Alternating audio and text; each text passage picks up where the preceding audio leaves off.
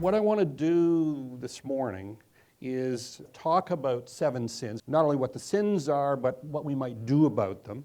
I want to help you construct a positive message about succession planning within your organization and really focus you on the fact that it isn't a mystery, it's really about gap analysis.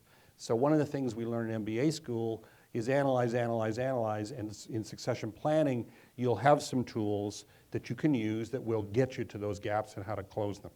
And I want to focus also on what you can do in HR to either lead the process or support the process or both. Part of the problem, I think, for many CEOs is they don't have a life, or they don't perceive that they have a life outside of their role in that business. So a part of what we end up doing in succession planning is a little bit of uncareer coaching, if you will.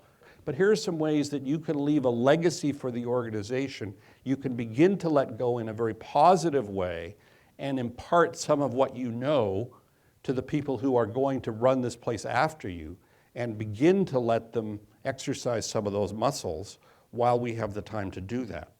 And one of the things that I hear quite often is, well, this woman will be ready, she just needs more seasoning.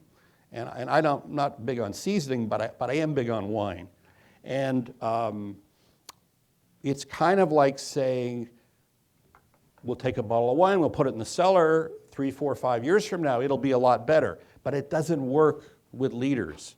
You just get older. You don't get any better if there isn't some type of intervention.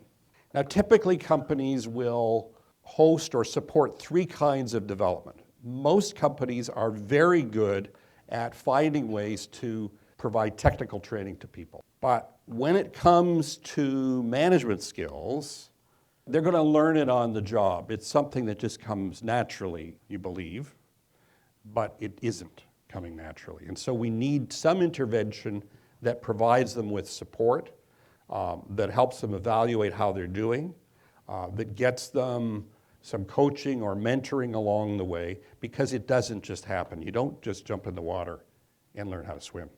At the what I would call the integrative level, the strategic level, even if you're not a particularly good strategic thinker, there are a number of formal tools that strategy programs teach you that are useful and can be applied to help you develop strategy if you're moving into a leadership role. But we need to make them available.